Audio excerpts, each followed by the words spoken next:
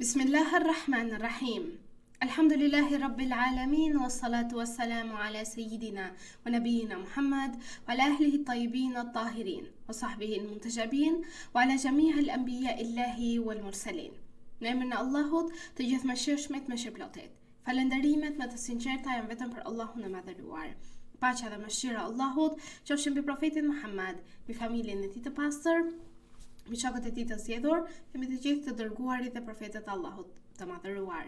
Të nderuar dëgjues dhe shikues, përsëri sot ju përshëndes me përshëndetjen e bukur islame. Assalamu alaikum wa rahmatullahi wa barakatuhu. Paqja, mëshira dhe begatit e Allahut qofshin mbi ju. Për ditën e sotme do të flasim rreth temës në lidhje me krijesat e Allahut të plotfuqishëm. Falënderimi i takon Allahut, Zotit të botëve, i cili është një dhe i vetëm, është krijuesi i gjithçkaje që gjendet në këtë botë, në univers, në botën tjetër e shumë të tjera.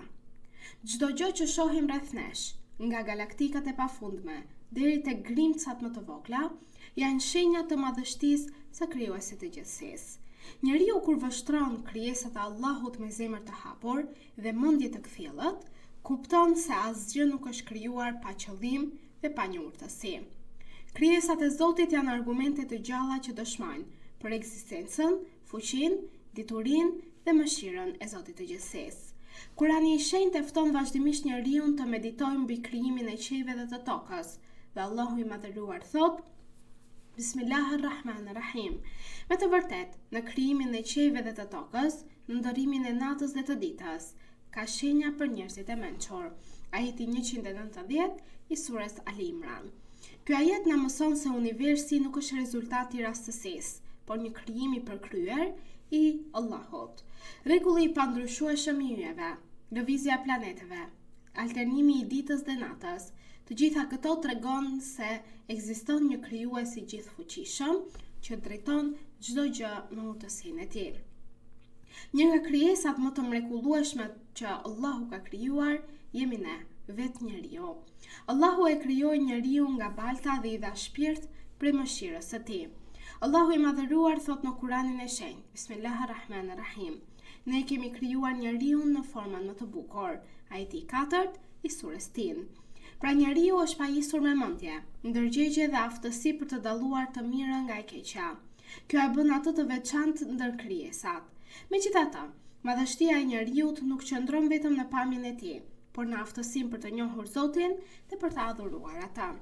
Sa më shumë që njeriu reflekton mbi veten, aq më shumë e kupton dhe fuqinë e krijuesit. Një tjetër kategori e krijesave të Allahut janë kafshët. Edhe ato janë shenja të urtësisë hyjnore, ku Allahu thot në Kur'an: nuk ka asnjë gjallës në tokë dhe asnjë shpend që fluturon me krahët e tij, veç se janë bashkësi si ju. Ajeti 38 i surës An'am. Pra në këtë ajet ne mësojmë se edhe kafshët kanë jetën, organizimin dhe rolin e tyre në gjithë këtë krijim, dhe feja e pastër islame na urdhëron t'i trajtojmë ato me mëshirë dhe me drejtësi.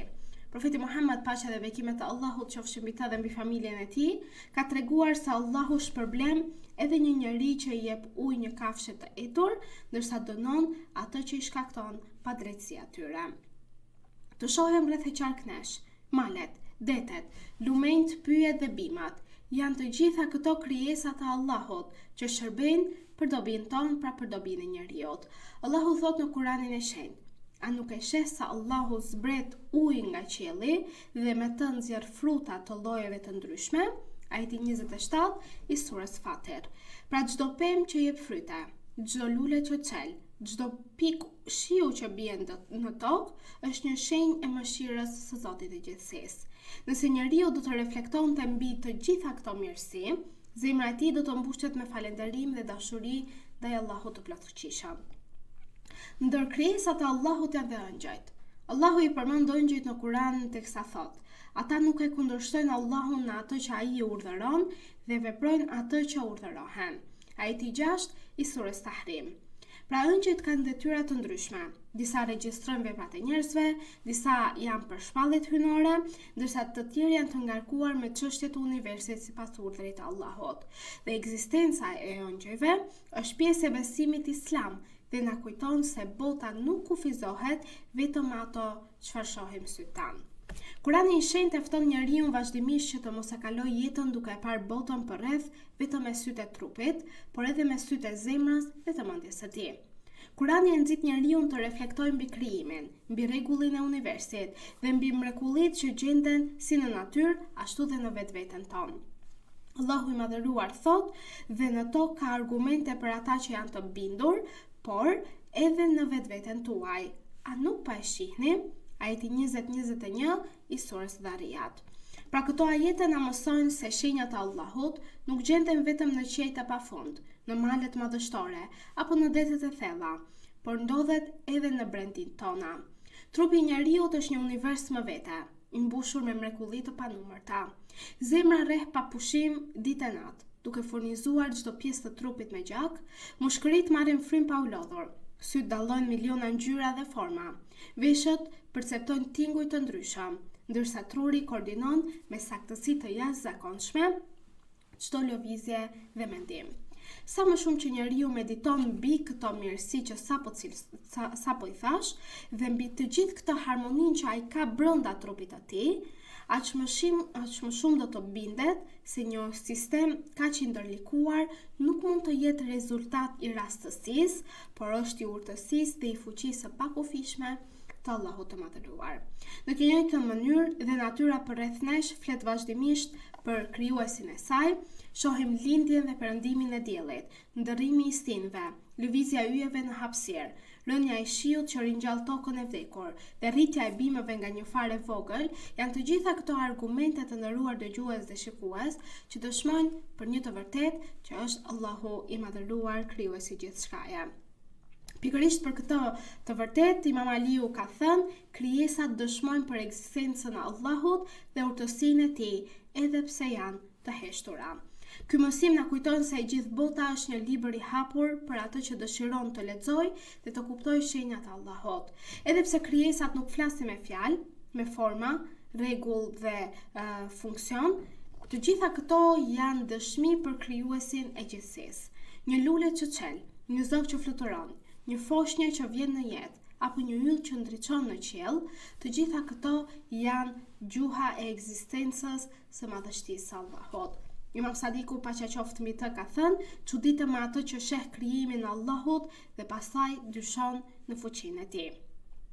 Sa më shumë që shkenca depërton në sekretet e universit, në strukturën e qelizës, në përmasat e galaktikave apo në ligjet që drejtojnë natyrën, aq më e qartë shfaqet madhështia, urtësia e përsosëria e Allahut. Për këtë arsye, besimtari sheh në çdo krijesë një shenjë që e afron atë më shumë me Zotin dhe e forcon bindjen e tij në fuqinë dhe mëshirën e Allahut të pakufishme. Prandaj, të dashur vëllezër dhe motra, krijesat e Allahut janë pasqyrë të fuqisë, të diturisë dhe mëshirës së Zotit të gjithësisë. Qielli, toka, malet, detet, kafshët dhe bimat, ëngjëjt, xhindët dhe në së fundmi dhe vetë njeriu janë shenja që tregojnë madhështinë e këtij krijuesi. Besimtari i vërtet nuk i sheh këto krijesa si veçse pjesë të natyrës, por i sheh si argumente që e afrojnë atë me Zotin e gjithësisë. Sa më shumë që njeriu të meditojë mbi krijesat e Zotit, aq më shumë i forcohet atij besimi dhe adhurimi i Zotit të gjithësisë. Prandaj, të nderuar dëgjues dhe shikues, detyra jonë është ta njohim Allahun, të ecim sipas udhëzimeve të tij, ta njohim Zotin përmes argumenteve të tij dhe krijesave të tij dhe ta falenderojmë në çdo moment të jetës tonë për mirësitë e panumërta që na jep çdo ditë e më shumë.